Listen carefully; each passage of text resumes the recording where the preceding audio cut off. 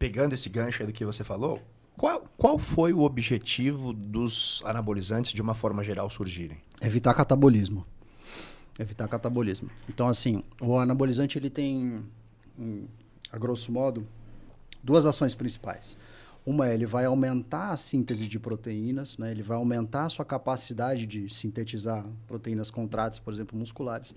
E, de outro lado, ele vai diminuir a quebra. Todo organismo, todo tecido biológico, ele vai se renovando, né? Então, as células da pele, né? Por isso que as mulheres fazem peelings, né?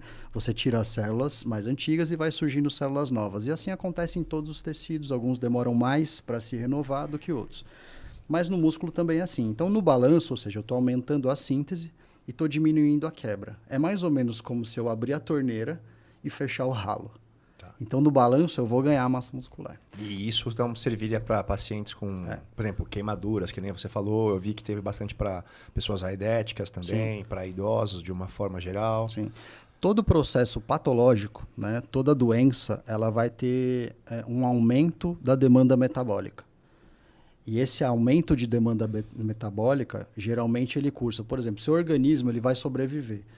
Então, você está produzindo ali, a partir do colesterol, hormônios.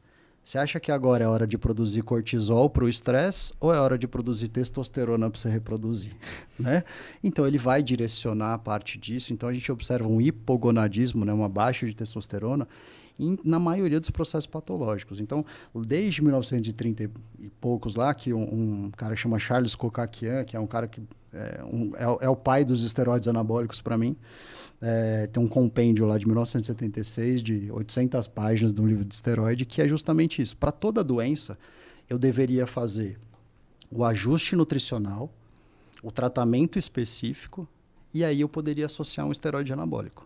Né? Por quê? Porque eu vou evitar o consumo muito grande. Né? A gente teve isso em larguíssima escala agora com o Covid, que as pessoas com a síndrome pós-Covid ou que ficaram lá internadas ou acamadas durante muito tempo, né? Você tinha citado os idosos, por exemplo.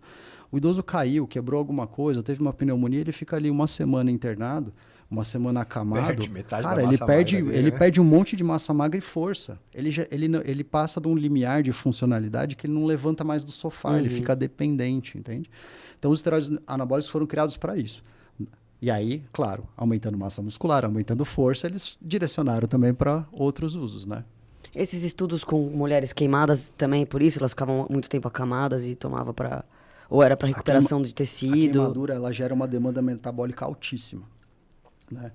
E aí você precisa de uma renovação tecidual muito grande. Então, os pacientes, eles perdem muito peso. Mesmo na vigências de suplementação nutricional, né, a parte nutrológica, elas perdem muito peso, perdem massa muscular. Então, o objetivo era diminuir essa perda mais absurda, né? E eu tenho estudos grandes, eu tenho estudos aí, às vezes, de 5 anos de acompanhamento, né? De uso de oxandrolona com um melhor resultado. E, por exemplo, em crianças, esse aumento gigante da demanda metabólica é como se eu colocasse uma criança para fazer exercício extenuante. Né? Ou seja, ela não consegue Não vai nem crescer ter energia, vamos dizer assim, né, suficiente para fazer processos de crescimento. Então, algumas crianças doentes, com algumas síndromes endócrinas, por exemplo, elas têm deficiência de crescimento dos tecidos. E aí o esteroide anabólico tem várias funções nesse meio do caminho. Então, o esteroide anabólico foi criado para reduzir catabolismo, reduzir as perdas, o consumo corporal. Entendeu? E aí ele acabou sendo direcionado pela sua eficácia, óbvia, né, para outros fins também. Eficácia e barra segurança também, vai? Sim. Dentro do que foi proposto, né? De novo, né, é uma coisa muito, muito interessante, né? Quando a gente fala segurança, né, eu falo, tem erro das duas partes, né? Tem muito médico vendendo que assim, não, eu vou te ensinar aqui um protocolo seguro. Eu falo, cara, segurança 100%. Você pedir para assinar num papel, eu nunca vou assinar. Por quê? Porque não tem como garantir. Nada, né? quase. Nada. Tem como você garantir, né? Qualquer tratamento médico, você pode tomar você já leu a bula da dipirona? Não, até o omeprazol Rapaz, deixa demente. Você pode morrer com remédio ali. Tem gente que tomou uma dipirona da farmácia que vendeu na gôndola ali uma vez só, tomou e morreu. Né? Então, assim, não dá para você garantir 100%, mas existe uma adequada segurança clínica, né, do medicamento. Porque se não tem uma adequada segurança clínica, ele é retirado do mercado. Ele não estaria à venda. E por que a oxandrolona está desde 1960 e não é retirada do mercado por comprovação de malefício? Né? É porque tem realmente uma comprovação de adequada segurança Falando em clínica. segurança, tem uma pergunta. Deixa eu só fazer um marketing aqui. Aí Faz um você marketing. faz.